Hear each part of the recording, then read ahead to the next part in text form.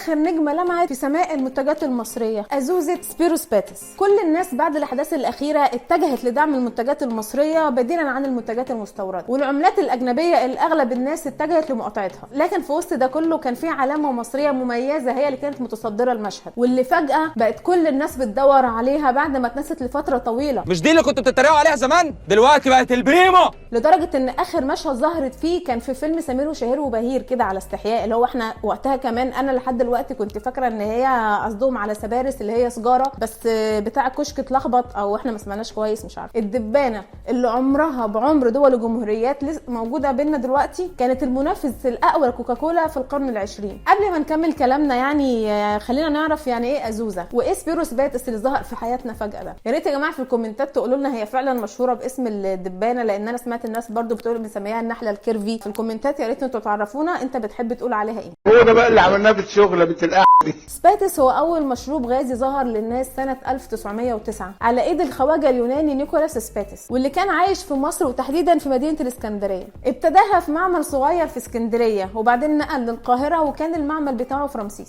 وكان اول مشروب يعمله اللي هو ليمونادا سباتس، وكان يعني بيحاول ان هو يقلد فيه المشروبات الغازيه اللي كان شافها في اوروبا قبل كده، لحد ما جه من اليونان ابن اخو نيكولا اللي اسمه سبيروس باتس، سمى المشروب على اسم ابن اخوه. برضو يا جماعه اللي دايما بيقول لك ان الغرب ما عندهمش روابط اجتماعيه، واللي يقول لك مش عارف هو هناك الواحد ما يعرفش اخوه ولا جاره، يا حبيبي ده بيعمل حاجات المصريين هنا ما بيعملوهاش مع بعض. مسمي البراند بتاعه يعني كله على اسم ابن اخوه. والله العظيم شابوه، اقسم بالله مات هو طبعا صح الله يرحمه. سبيرو كان جاي من اليونان علشان يكمل يعني دراسته في مصر هنا، وجنب دراسته نزل شغل مع عمه، وهو اللي غير اسم ليمونادا سباتس لسبيرو. ايه ده يعني مش عمه بنفسه اللي مسميه سبيرو سباتس؟ خلاص يا جماعه الغي كنسل اللي انا قلته ده، فعلا لسه الروابط الاجتماعيه في اوروبا مش مظبوط. المهم يعني بعدين نقل اسم، بدل ما كان ليمونادا سباتس سماها على اسمه اللي هو سبيرو سباتس، ده نرجسي جدا. وعمل خط انتاج سنه 1920 ودخل طعم جديد بالتفاح. وخلينا اقول لكم ان ورا اختيار النحله ان هي تبقى رمز للمنتج ده ان هم عائلتهم اصلا في اليونان كانوا شغالين يعني عاملين مزارع نحل وعسل والكلام ده. هم كده يا جماعه قطعوا الشك باليقين. اللي احنا بنشوفه ده على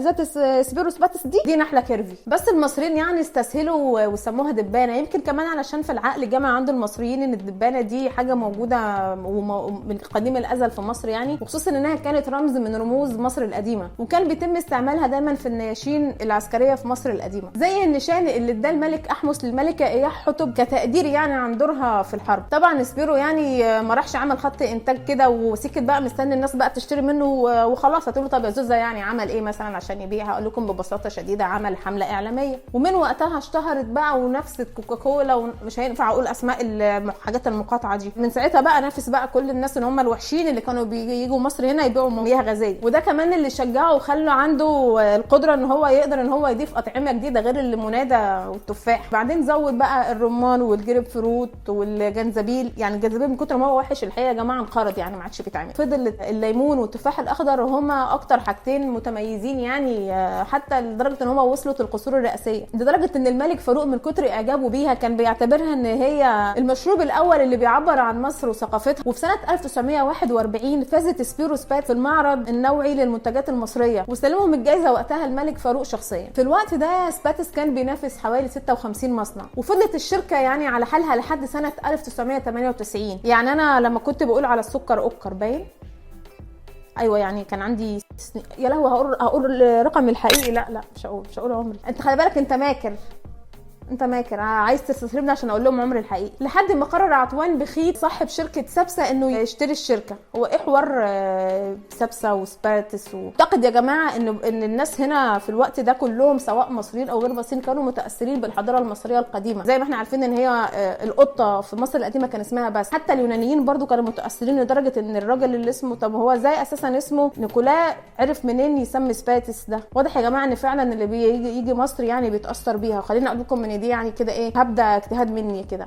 انا المصدر يعني. لما جه بقى عطوان طبعا مصري بقى فهلاوي ناصح كده ما ضحكش عليه، قال لهم انا طالما هشتري الشركه دي تفضل يا حبيبي باسمها وبكل الاسرار المهنه اللي فيها دي، يعني ما تيجوا تشتغلوني وتقولوا لي مثلا احنا هناخد اسم الشركه انت ممنوع تاخده. طب ما انا هبيع ازاي يعني؟ هيبدا بقى من اول بقى يقعد يعمل بقى حملات اعلانيه بقى ويسوق. لا يا حبيبي هي الشركه بكذا وتفتكر اداهم فلوس حقوق الملكيه زياده يعني دفع لهم فلوس ثانيه فرانشايز برضه، ما ده يعتبر فرانشايز يا جماعه. فضلت بقى الشركه شغاله ويعني حالها ماشي كويس لحد سنه 2014. في السنه دي حصل فيه انفتاح جامد جدا على الماركات العالميه، وبدات تغزو الاسواق بشكل واسع جدا، يعني لدرجه ان احنا حتى استغربنا لما لقينا سباتس دي راجعه دلوقتي. يعني قلنا هي ظهرت امتى، وافتكرنا بقى زي ما قلت لكم ان هي ظهرت في فيلم سمير وشهير وبهير. وقتها بقى قرر اصحاب العلامه التجاريه ان هم يجيبوا ظرافها، يعني قالوا طب على ايه قله القيمه دي، احنا شغالين المفروض ان احنا عايزين نبيع ومفيش حد بيبيع ولا بيشتري مننا، لا يا عم على احنا ايه نجيب ظرافها لحد ما يحلها حلاق. فضلت مقفوله لحد سنه 2019 لحد ما قرر مينا ومرقص ويوسف ان هم يرجعوا يفتحوا المصنع من تاني. يعني قالوا على عمهم ايه يا عم، احنا قالوا له يا عم بقى ولا يا عم، وهل هم من ايجيبت ولا من مصر صراحه ما اعرفش، بس يعني ايه المهم اتكلموا معاه يعني ان هو اخو ابوهم يعني، وقالوا له احنا كده عايزين بقى نشتغل، يعني احنا اتخرجنا وشايفين ان احنا ايه نفضل بدل ما نروح نشتغل عند الغرب بقى نرعى في الحته بتاعتنا بقى وعيلتنا. ده اسم ايه احفاد عطار احفاده يعني اتسرعت. يا سلام، اما قصه عبره صحيح.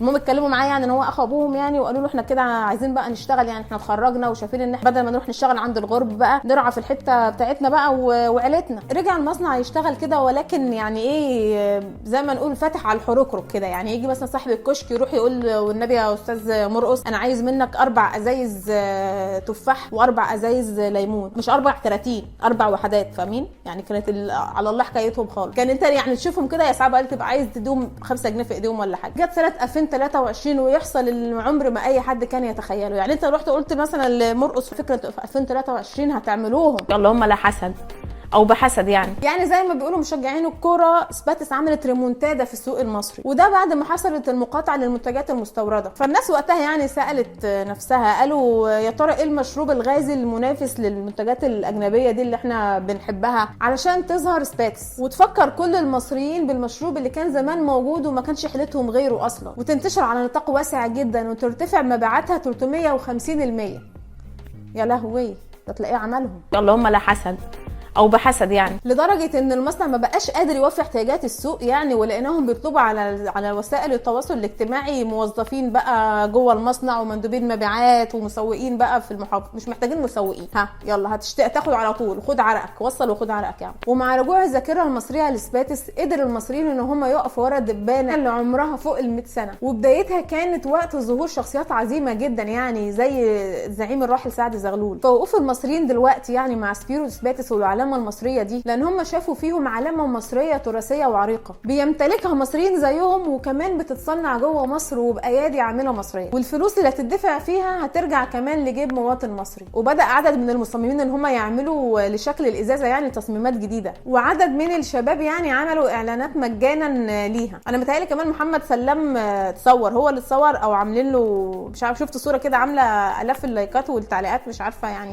يعني في الحالتين يعني عاش. وظهرت كمان صفحات جديده لدعم المنتجات الوطنيه، يعني زي صفحه دعم الصناعه المصريه، واللي هي حاططها زياد كده في السكريبت يعني عشان هي صفحته، يعني هنسيب لكم اللينك في التعليقات علشان ما تعملولهاش لايك. وخلينا اقول لكم ان مش بس سباتس هي اللي رجعت للسوق من تاني، يعني في منتجات تانية كتير جدا غذائيه المفروض ان هي بنعتمد عليها يعني، ولكن مع وجود المنتجات الاجنبيه في السوق احنا كنا نسيناها او تقريبا كتير مننا ما سمعش عنها حاجه. وكمان اكتشفنا ان صناعاتنا المصريه مش واقفه لحد هنا وبس، بالعكس يعني ان احنا لقيناها في مجالات كتير جدا. وابسط مثال على تطور الصناعه المصريه اتوبيس MCV، واللي بتستعد الشركه المصريه اللي هي عاملاه ان هي تصدر كمان لالمانيا علشان يمشي في شوارع برلين. والاتوبيس اللي هيتصدر ده معمول بمكون محلي اكتر من 80% علشان يكون اول اتوبيس بيحمل اسم صنع في مصر بيمشي في شوارع المانيا. الصناعه المصريه عظيمه، والانسان المصري قادر ان هو يجتهد ويصنع المستحيل من الاف السنين. انت لو سالت اي حد في اي بلد هيقول لك ان المصري معروف ان هو بيشتغل وبيجتهد. كمان لو سالت اي حد من اخواتنا اللي هم عايشين في منطقه الخليج هيقولوا لك ان المدرس المصري هو اشطر حد درسهم، وهو اكتر حد كان بيعرف يفهمهم ويوصل لهم المعلومه. الحقيقه دي مالهاش علاقه بالموضوع يعني، بس انا حبيت اقولها كده علشان يعني اقول لكم برضو ان احنا ايه محبوبين يعني وكده